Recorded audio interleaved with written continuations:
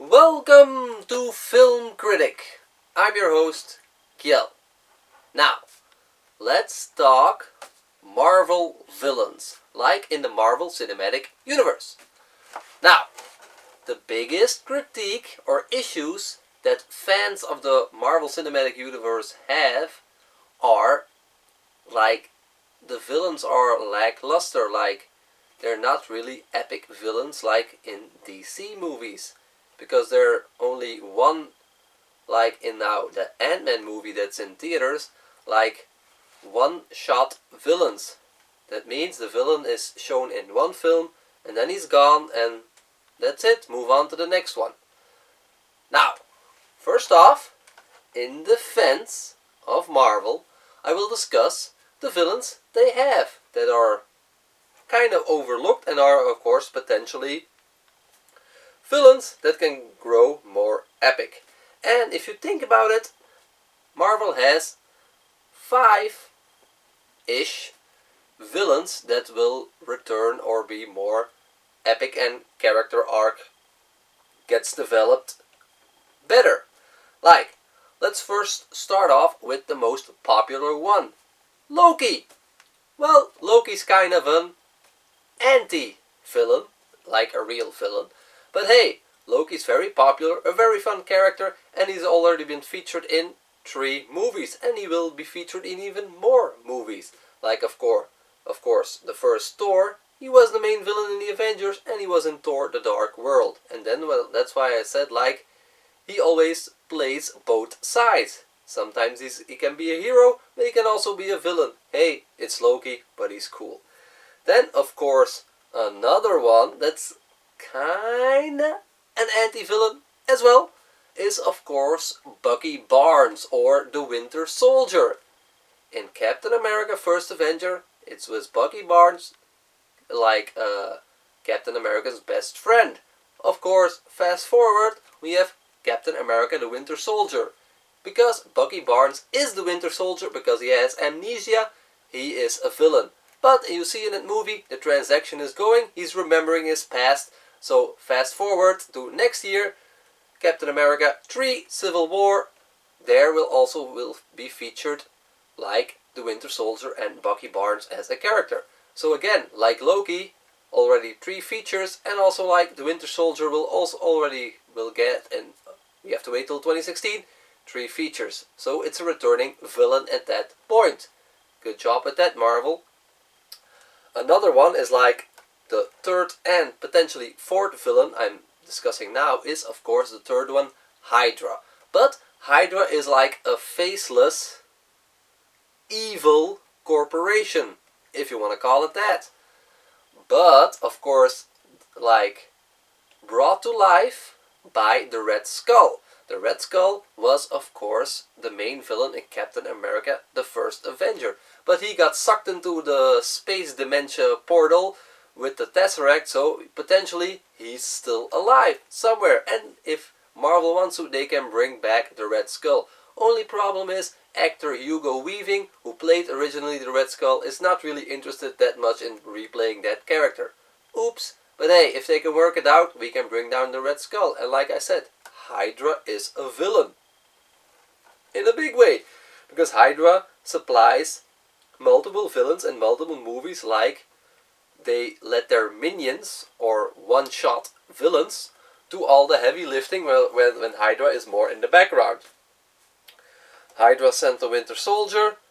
Hydra was of course working with Yellow Jacket. And then of course Hydra is a villain. In that sense. Then we will get to the main villain number 5, which is of course the big one, Thanos. Avengers 1, Thanos is teased. Guardians of the Galaxy, Thanos has the biggest screen time in his floating chair, but still. And then of course Avengers 2, Thanos is teased again. Like, let's bring out the big boy and create an epic villain. Now, this has been swirling around in my head. This is like fan fiction, my personal dreams and theories. Nothing has been confirmed yet, but I'm still gonna share it with you. So here we go. Like I said, if Marvel wants to build an epic villain that people will remember, you can do that perfectly with Thanos. We have been teasing him for 3 films. It's time to bring out the big boy, because in Guardians of the Galaxy he had the most presence, but he was kind of like dissed by the other guy, his minion, and no real consequence has been occurred to that guy. Like, Thanos is supposed to be the ultimate bad guy. Let's see him do bad stuff so that character can be developed. Now, how can Marvel do that in a smart way? This is my theory. Like, okay, we're officially in phase 3. Now, next year we'll get Captain America 3 Civil War. There you'll of course get the Winter Soldier and Hydra again as the main villains. Covered. Then you get Doctor Strange. We don't know which villain, but let's just say it's a minion from Hydra again. Covered. But here is where it gets interesting. Once we'll get to Guardians of the Galaxies Part 2, you make Thanos the main villain in that movie. Why, you ask? Well, like I said, you need to develop that character as the main villain in multiple movies, set him up. He needs to have a lasting impact as an ultimate bad guy. How do you do that? He becomes the ultimate bad guy in Guardians of the Galaxy. It's in a galaxy far, far away. So, like, you know, in the first Guardians of the Galaxy, they fought a minion from Thanos, and they protected a certain planet. I can't come up with the name now. Anyway, the Guardians protected a planet. So, Thanos raises an army of Centurion, goes to that planet, and conquers that planet. That is what happens in Guardians of the Galaxy 2. And if Thanos conquers that planet and like holds a grip over it, that's his first move in galactic domination. And you can only end the Guardians of the Galaxy movie in 3 ways then. Way number 1. Something terrible happens and the Guardians are presumed dead. But of course they're not. Way number 2. Guardians are taken prison and put to a prison of Thanos, but you know, they'll escape because they're the Guardians of the Galaxy. Number 3. The war is so bad that the Guardians of the Galaxy had to flee the scene because they just couldn't win alone against Thanos. That's 3 awesome ways to end Guardians of the Galaxy 2, and it's a way that the good guys lose. Like in The Empire Strikes Back. Star Wars reference there. Anyway, it will have a lasting impact. You see Thanos with an army invading and conquering a planet. Cool, it's done. The Guardians couldn't stop Thanos alone. Fine. Moving on to Thor 3 or Ragnarok. That's the subtitle for Thor 3. Let's say Thanos, after conquering one world, he moves on to the next, Asgard. The title Ragnarok goes to a comic book line of Thor, meaning the end of all things. So, the end of Asgard, like I said, Guardians couldn't stop Thanos on itself with the army of that planet. The Asgardians with Thor and Loki and Odin can't stop Thanos, and he is victorious again. Asgard is enslaved. Again, the 3 rule of how this movie can end can be also applied to Thor. Thor is presumed killed but is not. Thor is captured and can be freed by Loki. Or Thor has to flee the scene to save his own life and maybe other people's lives, like his fellow companion warriors like Lady Sif. Anyway, cool thing about this is, like Loki, like I said, he plays both sides. He's with Thanos, but he's not, so he helps Thor. That's the way you can end the Thor Ragnarok movie.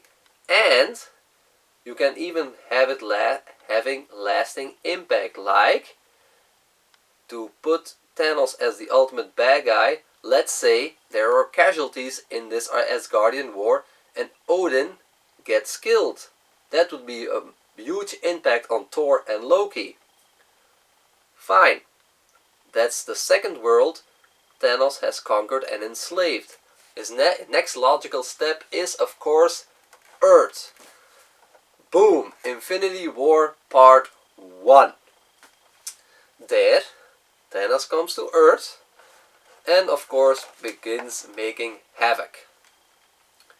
A big epic battle, and again, you can have multiple endings to this epic battle. You have certain amount of Avengers battling Thanos, and let's say Thanos is wounded and has to flee back to his homeworld or like a base he made on the moon. That's number one. The best thing I can think about is, what would have more lasting effect is, Thanos is victorious in kind of a way, like half of planet Earth is under Thanos' rule, the other half is under the remaining Avengers' rule. Of course, in that entire rubble and stuff going on, between Avengers Infinity War Part 1 and 2, there are two other movies in between, namely Captain Marvel. So let's say in the rubble, like half of the world is in Thanos' hands, half of the world is in the Avengers' hands, Captain Marvel will come to life. The other movie between them is Inhumans. Now the Inhumans are like, I'm not really sure, aliens or from another dimension, it doesn't matter. They can happen somewhere else. Let's say if the Inhumans are from a planet Thanos already has under his control, they can rebel, escape their planet and come after Thanos in Infinity War Part 2. And this is where it gets fun. In order to defeat Thanos, you need everyone. So, all the previous Avengers come. Let's say, like I said, Thor was away in prison or presumed dead. He comes to Earth. The same with the Guardians of the Galaxy. Like Inhumans are coming. Even Hulk is coming out of hiding because he saw all the shit in the news and is like, well, need to step up. So then you have all the Avengers fighting Thanos in Infinity War Part 2. Now, of course, a logical step is they are victorious and they defeat Thanos. But again, two ways to end it. Way number one, Thanos is actually killed. And it's the end of that character's story. But he's building up. You saw him as an epic villain. But you don't really want him dead, right? So, he's not dead. He flees Earth wounded. And goes back to his homeworld to like rethink his strategy to conquer Earth. That's a way to end Infinity War Part 2. It would be smart not to kill him off, but to like let him flee to his home world to like gain his strength back and an army so that he can come back in Marvel Phase number 4 or Avengers number 4. Anyway, that's a cool way to have Thanos be a main villain and a badass epic villain in multiple movies, all the way leading up to Infinity War Part 2. Now, because it's gonna be an epic battle over 2 movies, and because actors' contracts are coming to an end, we will have fatal casualties of beloved characters. If Marvel is like brave enough or smart enough to do this, it would have a lasting impact on fans and audience of the Marvel Cinematic Universe. Like, contracts that are coming in to an end in Infinity War Part 2 are Robert Downey Jr.'s part, Chris Evans and Chris Hemsworth, maybe even Scarlett Johansson and Nick Fury. I'm not really sure about those two, but like I said, Chris Evans, Chris Hemsworth and Robert Downey Jr. are definitely their contracts going to end. So what can happen? One, they renegotiate, make a new contract, and we'll get more of those characters, which is awesome. If you can hear this, it's raining really hard outside. Sorry about that, but hey, we're talking Marvel here. We won't stop. Anyway, like I said, if the characters don't want to play if the actors don't want to play that certain character anymore in the Marvel Cinematic Universe, don't recast. No one likes that. The battle in Infinity War Part 1 and 2 are going to be epic against Thanos. There will be fatal casualties of beloved characters. Like, if Robert Downey Jr. doesn't want to play Iron Man anymore, Iron Man is sadly dead and a casualty of war. The same with Thor, the same with Captain America, split over Infinity War 1 and 2, you'll have the fatalities of beloved characters and they will leave a lasting impact. We don't want these beloved characters to die, and that's what's gonna make it so epic.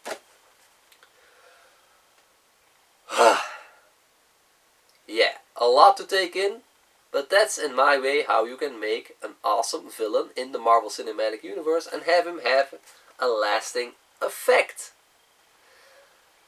After Infinity War Part 2, I'm very curious to see what they will bring forward as villains next. Like I said, they could bring back the Red Skull, could bring back other villains. I don't know, we'll see, we have to guess.